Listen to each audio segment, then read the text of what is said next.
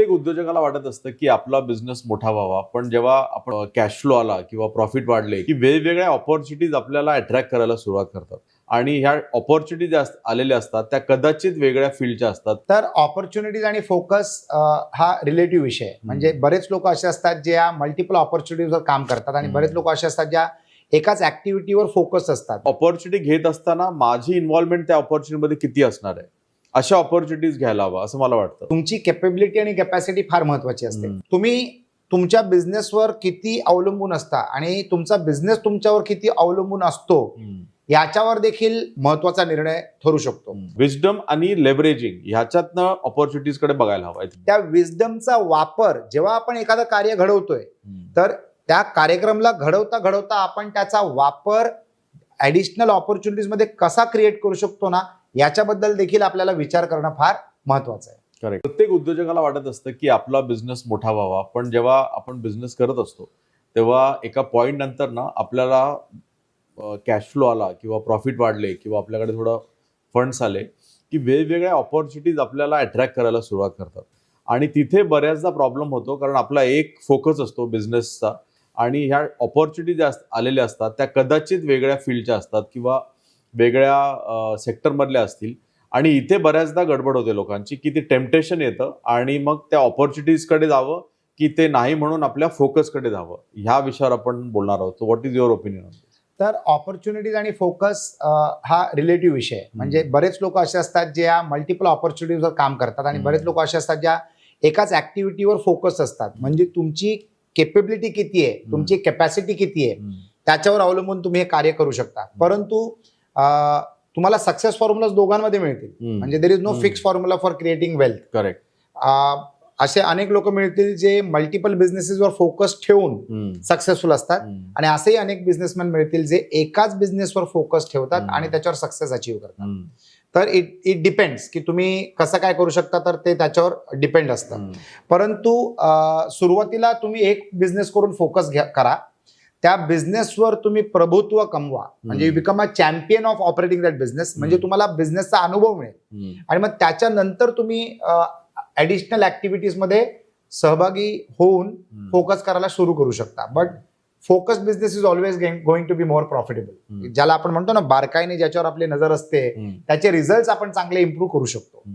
So opportunities मला वाटतं कधी घ्यायचा हा पण एक विषय आहे की बऱ्याचदा आपला बिझनेस अजून सेट आहे की नाही ते जर अनालिसिस केलं नसेल आणि फक्त आपल्याकडे थोडंसं एक प्रॉफिट आलेला आहे किंवा कॅश फ्लो वाढलेला आहे आणि आपल्याला आता वाटतं की आपण इमिजिएटली करू शकतो, त्याला ओव्हर ट्रेडिंग असंही म्हणू शकतो, जे बऱ्याच बिझनेसच्या बाबतीमध्ये होतं की एक्झॅक्टली आपण शिफ्ट कधी करायचं किंवा एक्झॅक्टली ऑपॉर्च्युनिटी कधी घ्यायची आणि हा बिझनेस सेट आहे हे कसं समजायचं, ह्याच्यासाठी आपल्याला थोडा विचार करावा लागेल की आपल्याकडे कंटिंजन्सी फंड आहे का किंवा आता आपल्या फ्युचरमध्ये जे ग्रोथ प्लॅन आहे त्याच्यासाठी फंड आहे का, आणि त्याच्यानंतर एखादा एक्सेस फंड असेल तर you can maybe go to a different opportunity. That is one.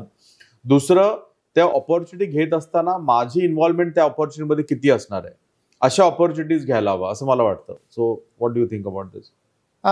तुम्ही म्हणता ते बरोबर आहे. कसं असतं की तुमची कॅपेबिलिटी आणि कॅपॅसिटी फार महत्वाची असते. फॉर एक्झाम्पल, माझ्या जीवनामध्ये माझी सुरुवात झालेली सेंट अँजेलोस कम्प्युटर्स लिमिटेड पासून आणि 1993 पासून ते साधारणतः 2004 सालेपर्यंत माझा टोटल फोकस फक्त कम्प्युटर एज्युकेशन या बिझनेसवरच होता आणि त्याच्यानंतर मी डायव्हर्ट केलं, 2004 नंतर मी डायव्हर्ट केलं रिअल एस्टेट डेव्हलपमेंटमध्ये. करेक्ट. तर तुम्ही तुमच्या बिझनेसवर किती अवलंबून असता आणि तुमचा बिझनेस तुमच्यावर किती अवलंबून असतो याच्यावर देखील महत्वाचा निर्णय ठरू शकतो.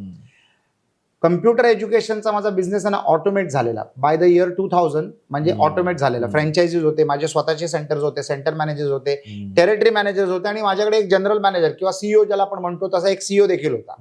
मग त्याच्यानंतर मी इतर बिझनेसेस मध्ये लक्ष टाकायला सुरू केलं. आपल्याला जीवनामध्ये एक कॉन्सेप्ट शिकायला फार महत्वाचं असतं, the productivity of our efforts आणि टाइम. हे फार महत्वाचं आहे. सुरुवातीला आपण काम करतो productivity of our money invested, त्याच्यानंतर आपल्याला काम करायला पाहिजे productivity of our capability, capacity, time and efforts. जर याच्यावर जर तुम्ही लक्ष ठेवलं तर मी एक कळून चुकलं मला की रिअल एस्टेटच्या रेव्हेन्यू मध्ये आणि इतर कुठच्या तरी बिझनेसच्या रेव्हेन्यू मध्ये फार मोठा गॅप होता आणि त्या काळामध्ये real estate was a very fast progressing sector आणि सेगमेंट. आणि त्याच्यामध्ये लागणारा सामग्री जी होती ना ती पैशाच्या व्यतिरिक्त ती होती रिलेशनशिप आणि एज्युकेशनमध्ये कमवलेली जी नाती होती ना त्या सगळ्या नात्यांचा फायदा मला व्हायला लागला माझ्या रिअल एस्टेटच्या बिझनेसमध्ये. म्हणून मी मग त्या बिझनेसमध्ये चांगल्या पद्धतीने डेव्हलप करायला सुरू केली. दुसरी गोष्ट जी मी शिकलो ना ज्याच्यासाठी आपल्याला परत एकदा फोकस करायला पाहिजे आणि तो स्वतःला प्रश्न विचारला पाहिजे की आपण जो बिझनेस करतोय तो टाइमलेस आहे का. टाइमलेसचा अर्थ काय असतो की तो परपेच्युअली चालणार का. तर सुदैवाने जेव्हा आम्ही कम्प्युटर एज्युकेशनच्या क्षेत्रात शिरलो त्या काळामध्ये सगळ्यात जास्ती डिमांड जर कुठच्या क्षेत्राला होती तर ती होती कम्प्युटर एज्युकेशनची. कारण 90s मध्ये कम्प्युटर्स वाढत चाललेलं भारतामध्ये आपल्या देशामध्ये आणि भारताच्या प्रगतीमध्ये कम्प्युटरायझेशनचा फार मोठा भाग होता. म्हणून computer education was a great category. पण ते टाइमलेस होतं का नाही. साधारणतः 2010, 11, 12 मध्ये मला समजायला लागलं की बाबा आता कम्प्युटर एज्युकेशन जे आहे ना याचं महत्व कमी होत चाललेलं आहे आणि लोक शाळेमध्ये आणि कॉलेजेसमध्ये कम्प्युटर एज्युकेशन घ्यायला लागलेले. मग कम्प्युटर क्लासेसचं डिमांड कमी होत गेला आणि शेवटी 2018 मध्ये आम्ही त्या बिझनेसमधनं एक्झिट घेतला. परंतु मी 2004 मध्ये डायव्हर्सिफिकेशन केल्यामुळे मी टिकलो आणि जिंकलो. समजलात का. आता समजा जर माझ्याकडे फक्त कम्प्युटर एज्युकेशनचा बिझनेस असता फक्त तर काय झालं असतं 2018च्या नंतर परत नोकरी धरावी लागली असती. तर तुम्हाला योग्य वेळेला तुम्हाला डायव्हर्सिफिकेशन करणं महत्वाचं आहे. डायव्हर्सिफिकेशन पण वेगवेगळ्या प्रकारचे असतात तर तुम्ही त्याच्यातनं काही निवडू शकता. बरेच लोक डायव्हर्सिफिकेशन जेव्हा निवडतात ना किंवा ऍडिशनल इन्व्हेस्टमेंट करतात फोकस डायव्हर्ट करतात तर that can be a forward integration किंवा बॅकवर्ड इंटिग्रेशन ऑफ तुमच्या बिझनेसमध्ये. समजा तुमचा लॉजिस्टिक्सचा बिझनेस आहे आणि तुम्ही लोकांकडनं वेअरहाऊसेस भाड्यावर घेतात आणि भाड्यावर देतात आणि त्या आर्बिट्राज मध्ये तुम्ही प्रॉफिट करतात. फॉर एक्झाम्पल तुम्हाला सोप्या भाषेत समजवतो. तुम्ही 10 लाखाला एक जागा भाड्यावर घेतली होलसेलमध्ये आणि त्याचे तुकडे करून तुम्ही रिटेलमध्ये तुम्ही लोकांना वेअरहाऊसिंगसाठी दिली. तर समजा 10 लाखामध्ये तुम्ही घेतली आणि 18 लाखाला तुम्ही दिली तर तुम्ही प्रॉफिट किती कमवलं 8 लाख रुपये. हा तुमचा ग्रॉस प्रॉफिट असेल. कदाचित तुमचा नेट प्रॉफिट असेल 3 लाख रुपये. परंतु ह्याला आपण आर्बिट्रेज म्हणतो. परंतु तुम्ही बॅकवर्ड इंटिग्रेशन काय करू शकता भविष्यात तुम्ही त्या वेअरहाऊसला विकत घेऊ शकता. You can buy. म्हणजे काय होणार फायदा येणाऱ्या वर्षांमध्ये ज्या त्या प्रॉपर्टीचं अप्रिसिएशन होईल किंवा जे भाडं दर वर्षाला 5-5, 10-10, 15-15% वाढत जातं हे तुमचं स्वतःचं होऊ शकतं. समजलात का. तर अशा पद्धतीने देखील तुम्ही करू शकता. आता तुम्ही डिफोकस झालात का नाही. तुमचा फोकस वेअरहाऊसिंगवरच आहे पण आता फरक एवढाच आहे की आता ती वेअरहाऊस तुमच्याकडे जी आहे ना ती तुम्ही भाड्याने घेतलेली आता ती तुमची स्वतःची झाली. तर असं देखील तुम्ही करू शकता किंवा तुम्ही टोटली एका नवीन बिझनेसमध्ये प्रवेश करू शकता ज्याचा तुम्हाला फायदा मिळू शकतो. परंतु सगळ्यात जास्ती फायदा तिथे होतो जिथे तुमचा सगळ्यात जास्ती फोकस असतो. तर ह्याला महत्व आहेच. तर you have to be focus. पण ते तुम्ही कसं करू शकता हे तुम्ही ठरवावं. करेक्ट. सो तुम्ही जसं म्हणालात की टाइमलेस बिझनेस असायला हवा. हो. आणि प्रत्येक बिझनेसचा एक टाइम असतो. म्हणजे जसं आपण जर जुनी उदाहरणं बघितली भारतातली तर विमल आपल्याकडे एक टेक्सटाईल होतं त्याचा एक टाइम होता आणि त्याच्यानंतर दे अंडरस्टूड की याच्यामध्ये तेवढं मार्जिन उरलेलं नाहीये. किंवा गोदरेज आधी कपाटं बनवत होती आणि आता त्या बिझनेसमध्ये नाहीये कारण that is not very lucrative. तर एका पॉईंट नंतर किंवा बाटा त्यांचं ऑलमोस्ट 60-70% मार्केट साईज आहे. त्यामुळे ती बिझनेस आता पुढे वाढणं अवघड होणार आहे. त्यामुळे they have to diversify for another opportunities. आमचे एक मित्र आहेत ते ना हे बनवतात ऑपरेशन थिएटरमध्ये लागणारे जे युटेन्सिल्स असतात ना ते बनवत होते आणि त्याचं एक लिमिटेड मार्केट आहे की एखाद्या हॉस्पिटलने ते प्रोडक्ट्स घेतले की 15-20 वर्ष ते प्रोडक्ट चालतात. आणि मग मार्केट वाढवायचं कसं तर त्यांनी काय केलं त्याच फॅक्टरीमध्ये त्याच मॅनपॉवरमध्ये त्याच टेक्नॉलॉजीमध्ये त्याच रॉ मटेरियलमध्ये फक्त डाय चेंज केली आणि नॉनस्टिक कुकवेअर बनवलं. कारण त्यांच्याकडे सगळी टेक्नॉलॉजी होती आणि त्यांनी एक नवीन ऑपॉर्च्युनिटी बघितली. पण ती केव्हा बघितली जेव्हा हा मार्केट पूर्ण सॅच्युरेट झाला. पूर्ण त्यांनी होल्ड घेतला त्या मार्केटचा आणि आता ऑर्गनायझेशन ग्रो करण्यासाठी नवीन ऑपॉर्च्युनिटी जावं लागेल without changing the internal structure. म्हणजे आतमध्ये आहे ती टेक्नॉलॉजी सेम माणसं same raw material same factory same तरी नवीन आपण एक व्हर्टिकल मध्ये जाऊ शकतो. टार्गेट मार्केट त्यांनी वाढवला म्हणजे अजून एक नवीन मार्केट क्रिएट केला विथ द सेम सामग्री. येस. सो मला वाटतं की असं ऑपॉर्च्युनिटीज कडे बघायला हवं rather than a temptation of the opportunities. What do you think. 100%. आणि अनेक वेळेला ना तुम्हाला फॉरवर्ड गिअर बॅकवर्ड गिअर मध्ये जावं लागतं. गाडीमध्ये रिव्हर्स गिअर असतो ना पण कधी कधी रिव्हर्स गिअर मध्ये तुमचा जास्ती पण फायदा होऊ शकतो. मी तुम्हाला एक एक्झाम्पल देतो. अहमदाबादमध्ये माझे एक मित्र आहेत, म्हणजे आपण नेहमी ऐकलेत, म्हणजे एखादा जो बिल्डर असतो ना, तो सुरुवातीला प्लॉटिंग करतो आणि मग त्याच्यावर इन्फ्रास्ट्रक्चर बांधायला सुरू करतो, मग त्याच्यानंतर तो डेव्हलपर बनतो. पण माझा एक मित्र आहे अहमदाबादला, तो अगोदर बिल्डर होता, त्याने 100-150 बिल्डिंग बांधल्या, नंतर तो प्लॉटिंग मध्ये आला, म्हणजे आता तो प्लॉटिंग करतो, म्हणजे तो रिव्हर्स गेला. का? कारण बिझनेसची परिस्थिती चेंज झाली. म्हणजे कन्स्ट्रक्शन करून माल विकण्यामध्ये त्याला प्रॉफिट एवढा मिळत नव्हता जेवढं त्याला प्लॉट डेव्हलप करून प्लॉटिंग मध्ये त्याला मिळतो, कारण प्लॉटचा भाव वाढत जातो. कन्स्ट्रक्शन मध्ये त्याला प्रॉफिट कॉम्पिटिशनमुळे घटत गेला, तर तो रिव्हर्स गेला, म्हणजे जे तो नाही करायचा ते तो करायला लागला. म्हणजे तुमच्या बिझनेसमध्ये तुम्हाला तुमच्या बिझनेसवर जेव्हा फोकस असेल तेव्हा तुम्हाला त्या फोकसच्या मार्फत हे समजणं गरजेचं आहे की तुमच्या बिझनेसमध्ये भविष्यात काय घडणार आहे, पुढच्या 2 वर्षात, 5 वर्षात, 10 वर्षात आणि परपेच्युअली. मग त्या हिशोबाने तुम्ही निर्णय करून तुमच्या फोकसला डायव्हर्ट करू शकता दुसऱ्या कुठच्या तरी ऍक्टिव्हिटीसाठी, तुमच्या एक्झिस्टिंग बिझनेस बरोबर निगडीत असेल जे तुम्ही म्हणालात त्या पद्धतीने, किंवा it can totally become a new business. हा निर्णय तुम्हाला घ्यावा लागेल आणि हा निर्णय सुद्धा फोकसनेच घेऊ शकता ना तुम्ही. म्हणजे तुमचा फोकस तुमच्या बिझनेसवर एवढा बारकाईने आहे की तुम्हाला हे समजलं पाहिजे. For example Bajaj company, Rajiv बजाजनी, ज्याच्यामुळे त्याचे वडील एवढे प्रसिद्ध होते किंवा बजाज कंपनी एवढी प्रसिद्ध होती, ती होती बजाज स्कूटरसाठी. तर राजीव बजाजनी तो स्कूटरचा बिझनेसच बंद केला आणि त्यांनी मोटरसायकल सुरू केलं आणि पल्सर लॉन्च केला. तर it was a daring bold decision. त्यांचा फोकस फक्त स्कूटर होता. त्यांनी टोटल प्रोडक्ट कॅटेगरी चेंज करून टाकली. स्कूटरवर ते डायरेक्ट आले 2 व्हीलरवर, म्हणजे स्कूटर पण 2 व्हीलरच आहे, ते डायरेक्ट आले मोटर बाईकवर आणि मोटर बाईकच्या कॅटेगरीमध्ये ते मार्केट लीडर व्हायला त्यांनी सुरुवात केली. कारण त्यांना समजलं की आता स्कूटरचा जमाना चेंज होत चाललेला आहे. कोणच स्कूटर चालवत नाही हल्ली, म्हणजे एका दुःखा दिसत असतील तो भाग वेगळा आहे, परंतु सगळ्यांना आता बाईक्स पाहिजेत आणि मल्टिपल कंपनीज त्याच्यामध्ये आले. तर त्यांचं पण या इक्विपमेंट मॅन्युफॅक्चरिंग कंपनी सारखं फॅक्टरी तीच, इक्विपमेंट मशिनरी तीच, थोडाफार फेरबदल आतमध्ये झाला असणार, परंतु एम्प्लॉई पण तेच, फक्त प्रोडक्ट त्यांनी बदलला आणि स्कूटरवरनं ते आले मोटरसायकलीवर. तर तुम्हाला तुमचा फोकस एवढा मजबूत असला पाहिजे की तुम्ही हे देखील प्रेडिक्ट केलं पाहिजे की भविष्यात या क्षेत्रामध्ये काय घडू शकतं आणि आपल्याला काय करणं महत्वाचं आहे, आणि त्या पद्धतीने तुम्ही तुमचा निर्णय बदलू शकता. करेक्ट. इनफॅक्ट आणखीन एक की जेव्हा फोकस करतो ना एका फील्डमध्ये, तेव्हा आपल्याला त्यातलं एक विजडम येतं, त्या इंडस्ट्रीमधलं एक विजडम येतं आपल्याला, दॅट इज वन. आणि दुसरं, आपल्याकडे काही स्ट्रेंथ क्रिएट होतात ज्याला आपण लेव्हरेज करू शकतो. तर प्रत्येक ऑपॉर्च्युनिटी आल्यानंतर, म्हणजे समजा कोणी रिअल इस्टेटमध्ये आहे आणि त्याला सडनली फिल्म मेकिंगमध्ये जावं असं वाटलं, तर त्या फिल्म मेकिंगमधलं त्याला काहीच नॉलेज नाहीये, फक्त त्याकडे पैसे आहेत म्हणून त्याला वाटतं की मी हे करू शकतो. पण ऑपॉर्च्युनिटीज अशाच बघाव्यात की ज्याच्यामध्ये आपल्याला विजडम त्यात यूज करू शकतो आपण, किंवा लेव्हरेज आपण त्यात यूज करू शकतो, तर ती ऑपॉर्च्युनिटी बघायला हवी. तर मला वाटतं हा एक फॉर्म्युला होऊ शकतो की प्रत्येक येणारी संधी मला ह्या फील्डमधलं किती कळतं आणि माझं आत्ताचं जे नेटवर्क आहे, जर तुम्ही म्हणालात की एज्युकेशनमध्ये तुमच्याकडे रिलेशनशिप्स होत्या, त्या रिलेशनशिप तुम्ही लेव्हरेज केल्या तुमच्या रिअल इस्टेट बिझनेसमध्ये, तर विजडम आणि लेव्हरेजिंग ह्याच्यातनं ऑपॉर्च्युनिटीजकडे बघायला हवं. I think 100%. आता माझे एक मित्र आहेत, त्यांना म्युझिकची फार हौस आहे आणि त्यांना स्पिरिच्युअलिटीचं अजब गजब ज्ञान आहे. त्यांनी आता एक कार्यक्रम घडवला षण्मुखानंद हॉलमध्ये, रामायण, आणि ते रामायण त्यांनी लिहिले, म्हणजे त्यांच्या पद्धतीने ते लिहून त्यांनी ते घडवलं. त्याच्यामध्ये महेश मांजरेकर, पुनीत इसार असे मोठे मोठे दिग्गज लोकांनी पण ऍक्टिंग केली षण्मुखानंद हॉलमध्ये जेव्हा तो कार्यक्रम घडला.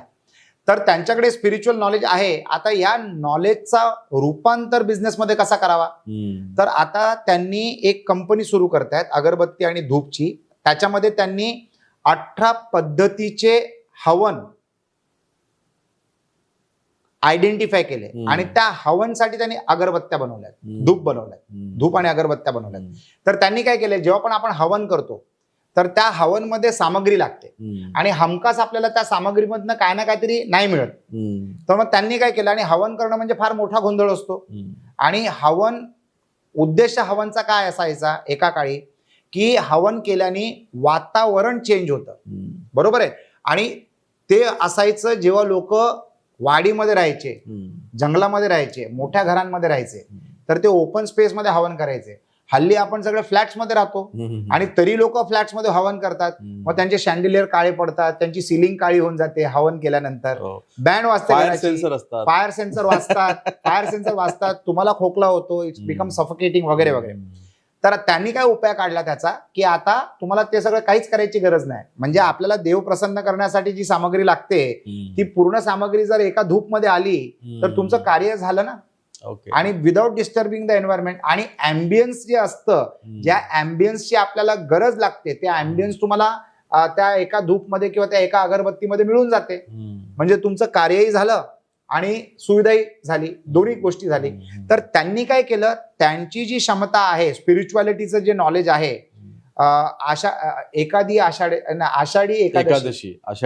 आषाढी एकादशीमध्ये ते दरवर्षी जे कार्यक्रम राबवतात ना, कदाचित देशामध्ये असा दुसरा कार्यक्रम कोणच करत नसणार. दीनानाथ मंगेशकरला ते करतात. या वर्षी ते 25 जुलैला आहे. सांगायचं तात्पर्य म्हणजे तुम्ही कशा पद्धतीने तुमच्या फोकसला मॅग्निफाय करू शकता आणि एका नवीन ऑपॉर्च्युनिटीमध्ये क्रिएट करू शकता, बदल आणू शकता. याचं उदाहरण म्हणजे हे तुम्हाला मी अगरबत्ती आणि धूपचा बिझनेसचा उदाहरण दिलेलं आहे. स्पिरिच्युअलिटी, त्याचं ज्ञान, आणि त्याला तुम्ही रूपांतर करतायत एका बिझनेस ऑपॉर्च्युनिटीमध्ये. तर तुम्ही जे म्हणालात ना विजडम, त्या विजडमचा वापर जेव्हा आपण एखादं कार्य घडवतोय तर त्या कार्यक्रमाला घडवता घडवता आपण त्याचा वापर ऍडिशनल ऑपॉर्च्युनिटीज मध्ये कसा क्रिएट करू शकतो ना, याच्याबद्दल देखील आपल्याला विचार करणं फार महत्वाचं आहे. करेक्ट. सो ऑपॉर्च्युनिटीज आणि फोकस याच्यावर आपण बोलतोय. आणि ऑपॉर्च्युनिटीज आणि फोकसमध्ये आपला ज्या फील्डमध्ये आपण, म्हणजे आमच्याकडे एक उदाहरण देतो, आमच्याकडे गुरुजी आहेत आणि तुम्ही ते उदाहरण दिलं म्हणून मला ते आठवलं की गुरुजी आहेत आणि ते पूजापाठ वगैरे करायच्या आणि त्यांनी प्रोडक्ट्स क्रिएट केले. आणि चॅलेंज काय आहे की भारतीय जे इंटरनॅशनल आहेत त्यांना तिकडे पुजारी मिळत नाहीत एखाद्या विधी करायला. तर त्यांनी एक अशी व्हिडिओ सीडी बनवली त्यावेळी आणि सगळं सामग्री इकडून ते पाठवायचे आणि त्यांना एक असा इन्स्ट्रक्शन व्हिडिओ होता आणि ते किट ते विकत होते आणि ते किट त्यांनी जगभर विकलं. तर लोकांना वाटले की अरे ते आधी पूजापाठ करत होते, आता त्यांनी प्रोडक्ट मॅन्युफॅक्चरिंग केलं. पण ते इंटरकनेक्टेड आहे. ज्या फील्डमधलं त्यांना कळतंय त्याच्या रिलेटेडच त्यांनी प्रोडक्ट एक क्रिएट केलं. त्यामुळे ऑपॉर्च्युनिटीज बघायलाच हव्यात, घ्यायलाच हव्यात, पण तुमच्या फील्ड रिलेटेड, तुमच्या विजडम रिलेटेड, तुमच्या लेव्हरेज कसं करू शकतो आपण आपल्या स्ट्रेंथ त्याच्या रिलेटेड घ्यायला हवे. तर असे बरेच एक्झाम्पल्स मला वाटतं मार्केटमध्ये आहेत. 100%. आणि दिस इज अगेन, मग तुम्ही तुमच्या कस्टमरसाठी कन्व्हिनियन्स क्रिएट करताय. आता जर तुमचा फोकस एवढा जबरदस्त असला ना की तुमच्या त्या फोकसमुळेच तुम्ही ऍडिशनल ऑपॉर्च्युनिटीज पैदा करू शकता. करेक्ट. आता एक केटरर, बॉम्बेमध्ये एक फेमस केटरर आहे, त्याने रेस्टॉरंट सुरू केले. बरेच रेस्टॉरंट्स आहेत ज्यांनी केटरिंग सुरू केलेली. म्हणजे ते लोक काय करतात, त्यांनी घेतलेला जो अनुभव आहे, त्यांचा फोकस एवढा जबरदस्त आहे की आता ते लोक ऑल्टरनेट करिअर्स त्याच्यामध्ये क्रिएट करतायत. म्हणजे मला हे एक स्टेटमेंट आहे जे मला फार आवडतं, maximum utilization of available resources. आपल्याकडे जे रिसोर्सेस आहेत त्याचं मॅक्सिमम आपण युटिलायझेशन कसं करू शकतो याच्यावर भर देणं फार गरजेचं आहे. आणि तेच लोक करतात. तर तुमचा फोकस असला पाहिजे आणि त्या फोकसमुळे तुम्ही ऍडिशनल ऑपॉर्च्युनिटीज कसे क्रिएट करू शकता याच्यावर भर दिला पाहिजे. It can be totally a new opportunity. कारण कम्प्युटर एज्युकेशनचा आणि रिअल एस्टेट डेव्हलपमेंटचा काही संबंध नव्हता, पण आम्ही ते केलं आणि ते सक्सेसफुल झालं. आणि बरं झालं ते केलं, नाहीतर कम्प्युटरचा तर जमाना गेला. आज तर म्हणजे मूल जेव्हा जन्माला येतं तेव्हापासून ते मोबाईल ऑपरेट करायला सुरू करतं आणि mobile has become more powerful than computers. Mobile has become more powerful than super computers also. एवढी ताकद आपल्या हातात दिलेली, कारण मोबाईल आपल्याला पूर्ण जगाबरोबर जोडतोय इंटरनेटच्या माध्यमातून. तर तुम्हाला तुमच्या फोकसमुळे जी एक्सपर्टीज डेव्हलप झाली आहे त्याच्या आधारे तुम्ही ऑपॉर्च्युनिटीज आयडेंटिफाय करून त्याच्यामध्ये शिरलं पाहिजे. एखाद्या ऑपॉर्च्युनिटीला भरपूर डिमांड आहे, परंतु जर ते तुमच्या केपेबिलिटी, कॅपॅसिटी आणि रिसोर्सेसला मॅच होत नसणार आणि जर ते तुम्ही करायचा प्रयत्न केलात तर तुम्ही पडू शकता किंवा तुम्हाला तुमचा अपघात होऊ शकतो. करेक्ट. बिझनेसमध्ये अपघात होऊ शकतो, बिझनेसचा अपघात होऊ शकतो. तर ते तुम्हाला ठरवावं लागतं की तुम्हाला काय करायला पाहिजे आणि काय नाही करायला पाहिजे. You should be careful about that. प्रत्येक ऑपॉर्च्युनिटी नाहीये, कधी कधी तो ऍक्सिडेंट पण असू शकतो. 100%. आता माझे हेच जे मित्र आहेत ना, जे स्पिरिच्युअल मित्र, ज्यांना स्पिरिच्युअल नॉलेज आहे, जे आता धूप आणि अगरबत्तीचा बिझनेस सुरू करतात, त्यांचा छंद आहे इव्हेंट्स क्रिएट करायचा, म्युझिक रिलेटेड इव्हेंट्स क्रिएट करायचा. त्याच्यामुळे त्यांची ओळख पाळख जबरदस्त आहे म्युझिक इंडस्ट्रीमध्ये. कुठचाही सिंगर असेल ना, हरिहरन असेल, सोनू निगम असेल, सुरेश वाडकर साहेब असतील, कोणी असतील, त्यांचा ऍक्सेस आणि संबंध आहेत त्यांच्याबरोबर. तर आता ते काय करणार आहेत की त्याच सिंगर्सना घेऊन, आता समजा लक्ष्मीपूजनचं अगरबत्ती असेल, ही अगरबत्ती लक्ष्मीपूजनसाठी, तर ते लक्ष्मीपूजनवर गाणं बनवणार. आता ते गाणं कोण गाणार, तर सुरेश वाडकरजी गाणार. मग काय होणार, सुरेश वाडकरजींनी गायलंय म्हणून त्याला प्रसिद्धी मिळेल, आणि त्या गाण्याला प्रसिद्धी मिळाली म्हणजे त्या अगरबत्तीला प्रसिद्धी मिळेल, आणि त्या अगरबत्तीला प्रसिद्धी मिळाली म्हणजे त्या अगरबत्तीला सेल मिळेल. तर अशा पद्धतीने तुम्ही तुमच्या विजडमचा वापर अनेक गोष्टींना एकत्रित आणून जर तुम्ही करू शकता तर ते करणं गरजेचं आहे, आणि ती ऑपॉर्च्युनिटी लाभदायक ठरेल. ग्रेट. आय थिंक ऑपॉर्च्युनिटीज आणि फोकस हे दोन्ही महत्वाचं आहे. पण जसं आपण म्हणालो की तुमचं विजडम आणि तुमचं लेव्हरेज हे दोन जर गोष्टी तुम्ही वापरल्या, म्हणजे तुम्ही कमवलेले स्ट्रेंथ या जर तुम्ही तुमच्या ऑपॉर्च्युनिटीमध्ये वापरल्या तर ती ऑपॉर्च्युनिटी तुमच्यासाठी योग्य आहे. हा जर कॉन्टेंट तुम्हाला आवडत असेल तर आमच्या यूट्यूब चॅनलला लाईक करा, शेअर करा, सबस्क्राईब करा. आणि तुम्ही डायव्हर्सिफिकेशन करताना किंवा तुम्ही नवीन ऑपॉर्च्युनिटीजकडे बघताना काय काळजी घेतली आणि तुम्हाला काय अनुभव आहे हे प्लीज शेअर करा. आणि मी तर म्हणतो जसं मी केलं, म्हणजे कम्प्युटर एज्युकेशन पासून माझी सुरुवात झाली, आणि नंतर मी रिअल एस्टेटमध्ये गेलो, आणि आज मी स्ट्रॅटेजिक इन्व्हेस्टर साधारणतः 20-22 बिझनेसेसमध्ये मी निगडीत आहे ऑलरेडी. तर अशा पद्धतीने मी जसं घडवलं तसं तुम्ही काय वेगळं केलंय का, आणि कसं केलंय ते देखील तुम्ही मेन्शन करा. मला वाचायला आवडेल, आणि मला असं वाटतं की आपल्या अनेक प्रेक्षकांना देखील ते वाचायला आवडेल. आणि जर तुम्हाला हा कार्यक्रम आवडत असेल, नक्कीच आवडत असणारच, तर तुम्ही प्लीज कमेंट करा, लाईक करा आणि शेअर करा, आणि आमच्या ह्या प्रवासात आमच्याबरोबर सहभागी व्हा. धन्यवाद. I work with and for Konark Cancer Foundation. It's a foundation which takes care of cancer patients. If you know anyone suffering with cancer, then we at Konark Cancer Foundation can connect the person with the right resources and facilities to ensure that the right time, right treatment reaches the patient. Whether it is connecting the resources or providing resources to the cancer patient, we do it all. It also includes support for accommodation in the city of Mumbai. We are associated and connected and networked with the right resources, the right doctors, and the right hospitals. We can bring all of this on a table to you so that it is convenience for you. Whether it is guidance, whether it is medical support, or whether it is operating procedures, our team facilitates every activity required for the patient and the support required for the family. We also connect you to the right NGOs and donors to ensure that you also get financial support and aid to whatever extent possible to ensure that the treatment happens and the life is saved. If you know of anyone who is suffering with cancer, please connect with us. The details are mentioned in the content below. Konark Cancer Foundation is an NGO. It's a not-for-profit organization, and we have lots of volunteers which support this good deed. So get in touch with us and help us to save lives. You too can be a part of this movement. Konark Cancer Foundation. Thank you so much.